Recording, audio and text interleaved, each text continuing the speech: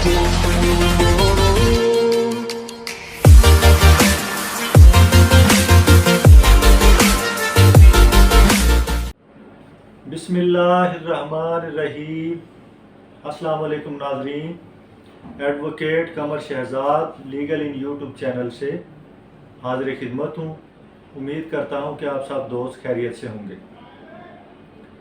नाज़रीन, आज के वीडियो में टॉपिक जो है वो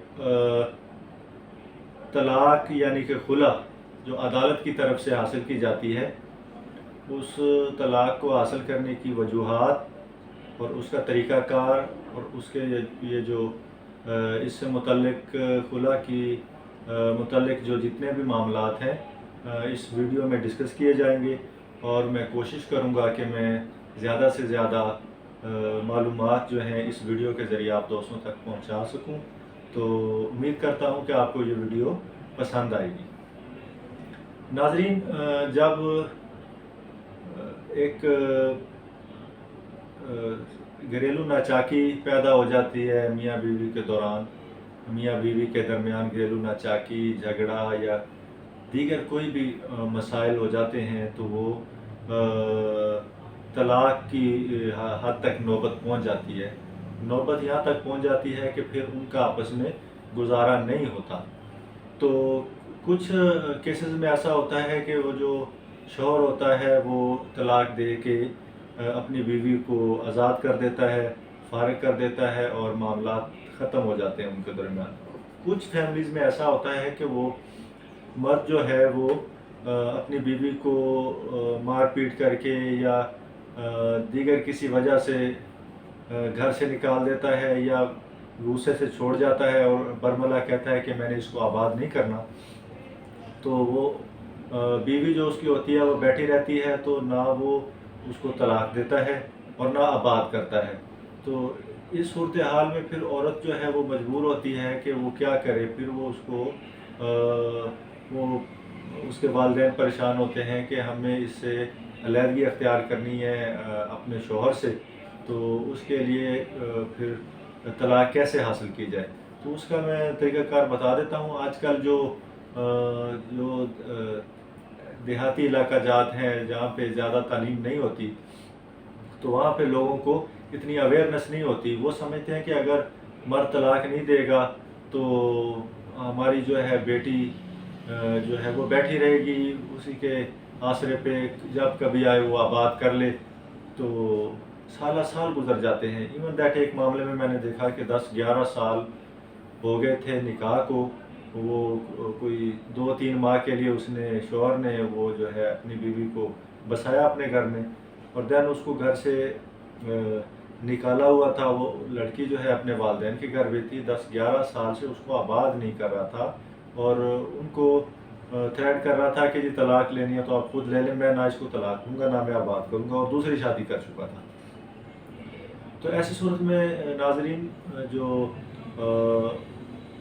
खुला और यानी कि जो अदालत से तलाक हासिल की जाती है उसका अख्तियार फैमिली कोर्ट को होता है। जो औरत होगी वो जिस जगह पे भी रिहाइश पजीर होगी, अपने वालिदैन के घर, किसी रिश्तेदार के घर, अपनी बहन के घर, भाई के घर, तो वहाँ की जो मकामी अदालत होगी फैमिली कोर्ट, वहाँ पे वो जाके अपना केस फाइल कर सकती है, खुला के लिए अप्लाई कर सकती है। यहाँ पे एक बात और बताता चलूँ कि लोगों को ये कंफर्म नहीं होता, क्लियर नहीं होता कि आया कि हमें केस कहाँ पे करना पड़ेगा। जहाँ पे निकाह हुआ था उस इलाके में, या जहाँ पे उसका हस्बैंड की रिहाइश है वहाँ पे करना पड़ेगा, या दीगर जगह पे। तो इस मामले को मैं वाज़ेह करता चलूँ कि जो औरत है वो कहीं पे भी, किसी एरिया में भी जहाँ पे उसकी आर्जी रिहाइश होगी, वहाँ की मकामी अदालत में तनसीख निकाह खुला का केस जो है वो दायर कर सकती है। उसके लिए रिहाइश की कोई मतलब उसके लिए ये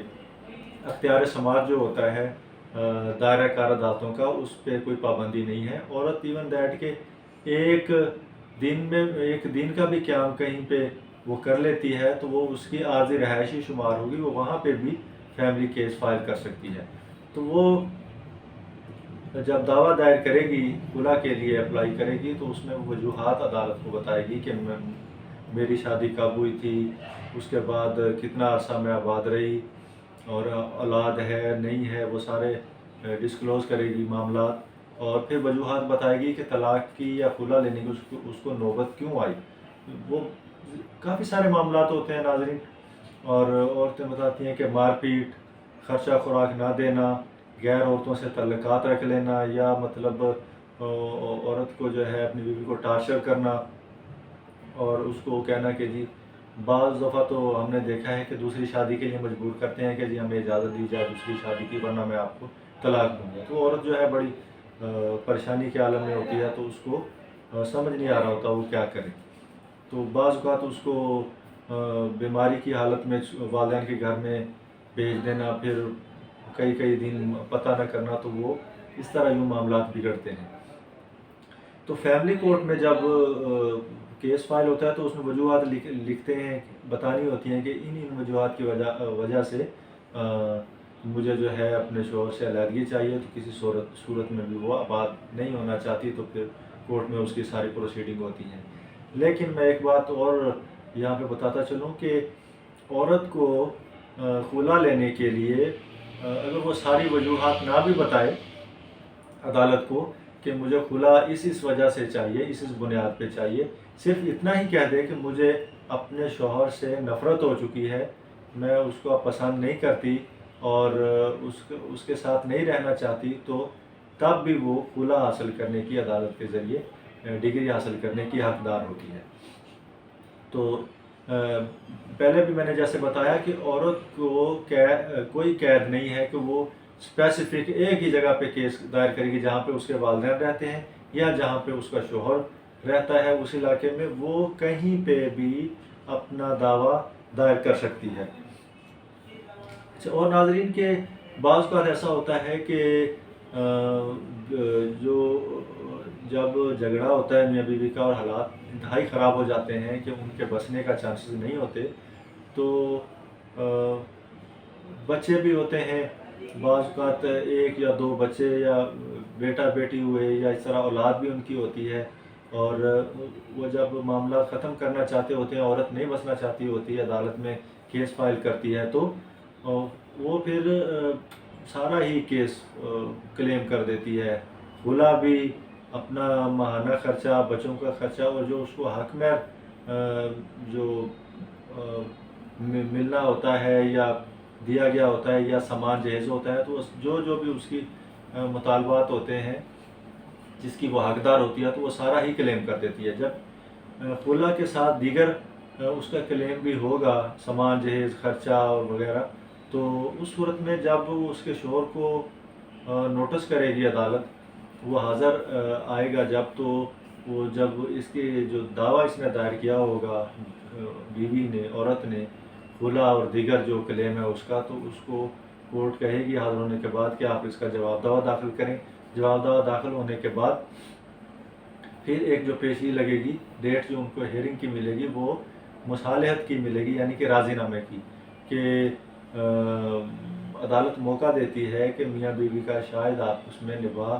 ہو جائے، کیونکہ کورٹ عدالت جو ہے وہ بھی ایک کوشش کرتی ہے کہ موقع دیا جائے کہ ان کی شاید صلح یا راضی نامہ ہو جائے۔ تو اس صورت میں جب مصالحت ہوتی ہے تو میاں بیوی کو ٹائم دیا جاتا ہے کہ وہ آپس میں بات چیت کریں، اپنے معاملات ڈسکس کریں، اگر ان کی کچھ صورتحال نکل سکتی ہے تو عدالت جو ہے کچھ ٹائم دیتی ہے۔ لیکن بعض اوقات مصالحت راضی نامہ نہیں ہوتا، تو اس صورت میں پھر جو خلا کی حد تک جو کیس ہوتا ہے، وہ فیملی کورٹ جو ہے وہ ڈگری کر دیتی ہے عورت کے حق میں، اور باقی جو کلیم ہوتا ہے، سامان جہیز، خرچہ نہ، نفقہ اور دیگر جو حق مہر ہو، یا ایون کوئی بھی اس میں شرائط نکاح نامے میں شامل ہوں، تو اس کی حد تک پھر عدالت جو ہے وہ ایویڈنس جو ہے وہ کال کر لیتی ہے، شہادت طلب کر لیتی ہے کہ باقی جو کلیم ہے اس پہ پھر گواہان آئیں گے، پروسیڈنگ ہوں گی، اور اس کی روشنی میں، ڈاکومنٹری ایویڈنس کی روشنی میں باقی جو ہے کیس کا فیصلہ کیا جائے گا۔ تو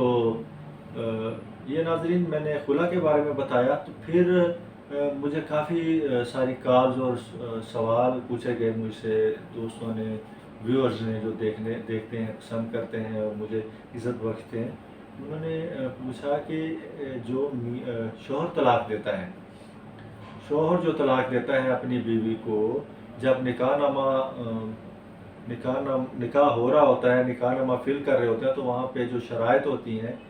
اس میں یہ شرائط لکھی ہوتی ہیں کہ اگر شوہر اپنی بیوی کو بلا وجہ طلاق دے گا یا دوسری شادی کرے گا تو وہ 10 لاکھ روپے یا 5 لاکھ روپے یا کوئی بھی شرط ایسی لکھ دی جاتی ہے کہ وہ بطور ہرجانہ اپنی بیوی کو ادا کرے گا اگر وہ اس شرط کی وائلیشن کرے گا. یعنی کہ جو شرائط نکاح نامے میں لکھی ہوئی ہیں کہ شوہر اپنی بیوی کو بلا وجہ طلاق دے یا بغیر اجازت کے بلا عذر کسی کے دوسری شادی کرتا ہے تو اس کو 10 لاکھ روپے یا 20 لاکھ روپے یا 50 لاکھ، جتنی بھی وہ اماؤنٹ لکھی ہو یا کوئی اس میں پراپرٹی یا کوئی زیورات لکھے ہوں تو وہ ادا کرے گا اگر وہ خود طلاق دے گا.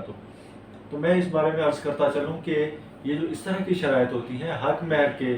خانے جو ہوتے ہیں، کالم ہوتے ہیں، ان سے ہٹ کے خاص شرائط میں، تو ان شرائط کو غیر قانونی قرار دے دیا گیا ہے. ان شرائط کی کوئی اہمیت نہیں ہے کہ بالفرض شوہر جو ہے، کیونکہ شوہر کو حق حاصل ہوتا ہے طلاق دینے کا. اگر وہ طلاق اپنی بیوی کو دے رہا ہے کسی وجہ سے،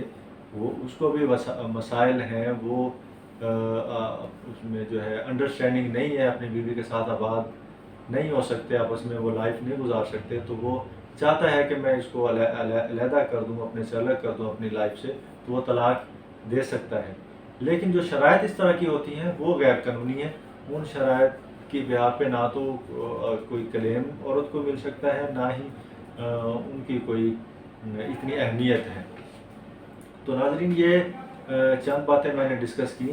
آپ دوستوں سے. امید کرتا ہوں کہ میری ویڈیو آپ سب دوستوں کو پسند آئے گی. تو ناظرین ایک بات اور بتاتا چلوں کہ میں نے یوٹیوب کے علاوہ اپنا فیس بک پیج بھی بنایا ہے اسی لیگل ان کے نام سے. تو آپ سب دوستوں سے خصوصی طور پہ